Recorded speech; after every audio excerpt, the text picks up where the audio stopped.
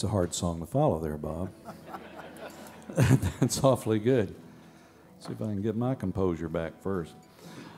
Back about 1981, I was writing at a company called ATV Music, and we had some connections in the film business, and it's a kind of a large publishing company owned in London. And one time there was a young artist at MCA Records who had signed there, and who he had only had a couple of records out, and they were looking to get him to the next level. So they took me, who was kind of a young writer there at the time and willing to do projects that other writers may not have wanted to do. I took a script home for the movie one night and sort of read it over. And anyway, they hooked me up with a young producer who was producing this guy at MCA, and we got together and wrote this tune. And it was kind of a no small task, really. We had to come up with something to fit the movie, something that would fit his album, something that would make the album soundtrack, and something that would be a single. You know, so I don't know, we just got lucky that day. I guess the pressure was on, and we came up with this little song.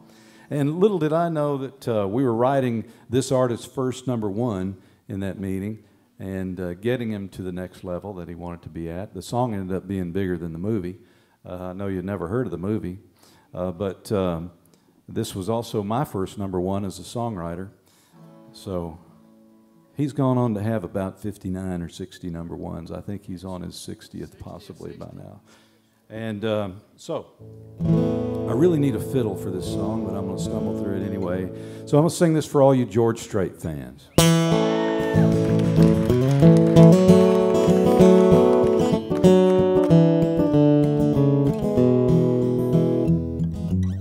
Nickels and dimes, memories and why she's on his mind once again. Same old stool, the same old fool, played by the rules but didn't win. There's an old love in his heart he can't lose. He'd try to forget, but he knows that it's no use. He's got a fool-hearted memory. It won't let him see that she walked out the door. He's got a fool-hearted memory, and he sits patiently here every night so it can fool him more.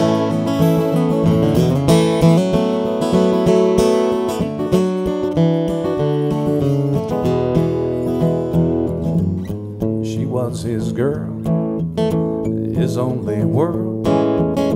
That string of pearls had slipped away. 1,000 dimes, 1,000 dimes. He doesn't mind what they say. He fills a jukebox and plays that same old song. He fills his glass and he turns her memory home. It's a fool-hearted memory. It won't let him see that she walked out the door. He's got a fool-hearted memory, and he sits patiently here every night so it can fool him more. He's got a fool-hearted memory, and he sits patiently here every night so it can fool him more.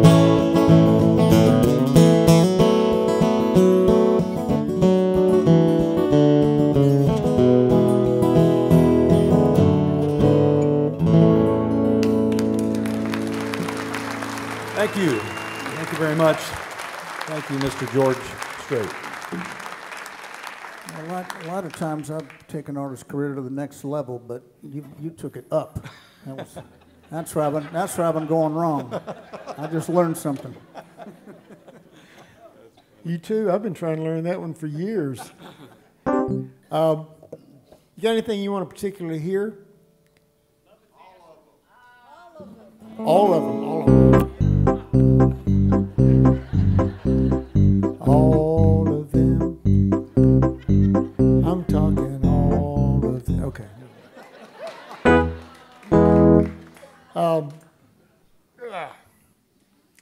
You know, that last song, a couple of years ago, Byron played the song, and for about 2 weeks after we played, I'm walking around going, I can't get that thing out of my head. There's no way I could do it. I put on Aerosmith, AC/DC on the turntable, nothing took it out. And finally it wore off. And then one time my wife came to see us play. She never comes to see me play because she's seen it. And about 3 days later she comes up and she goes, John, what's that song that goes, da, da, da, da, da? I said, Foolhardy Memory, the AC/DC still on the turntable. Just,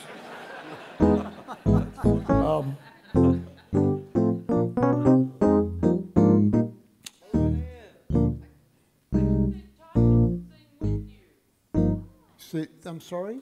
I should think, is it Tasha? Sing with you. I think she should. That's a good idea. Is she here?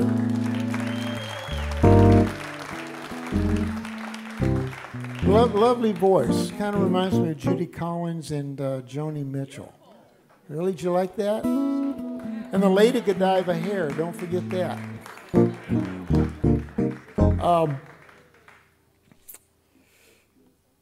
What do I want to do?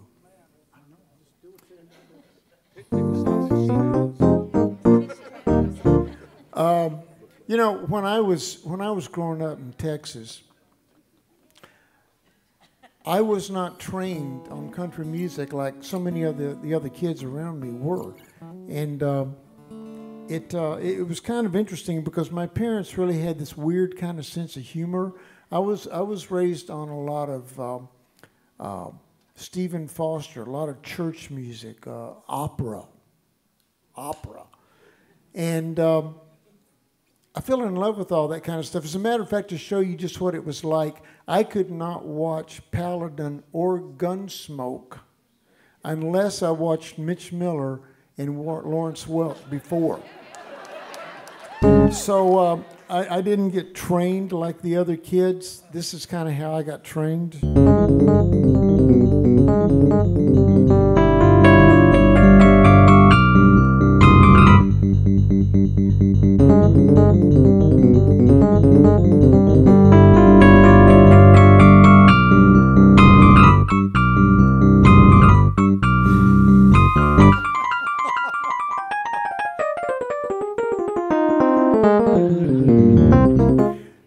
A lot of fun, that. So it kind of comes out in your music sometimes. And this song actually was not written by me. It was written by a man by the name of Parker McGee. We didn't even want to do the song because we thought it was more of a feminine song. And they said, no, come on, try it. I went, nah, you know, somebody else wrote it. I really don't want to. I just want to do the songs that I write. You know, the ones that have made me $1.98 over all the years that I've done them. And so we finally succumbed to the fact that we were doing this song. And then I got the first royalty check. And I went, Parker, you got any more songs? So this song, probably, I'm convinced that it's a lot bigger than it should have ever been. The only reason why it was as big as it was, I think, is because nobody could understand what in the world we were saying. And still, to this day, I get asked, is that I'm not talking about millennium. I'm not talking about the linen. I'm not talking about wiggling. I'm not talking about M&Ms. And I get a couple that I can't repeat in polite company. So for those of you that have not figured out how it goes, this is exactly what the lyric is. I'm not talking about union.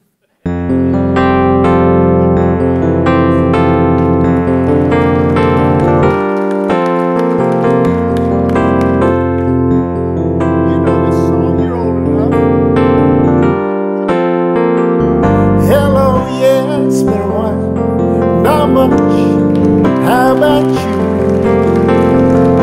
I'm not sure why I called. I guess I really just wanted to talk to you.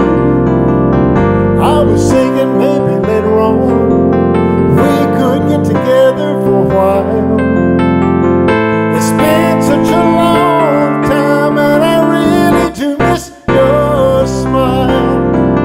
I'm not talking about moving in, moving in, okay? Don't want to change your life, but there's a warm wind blowing, the stars are red.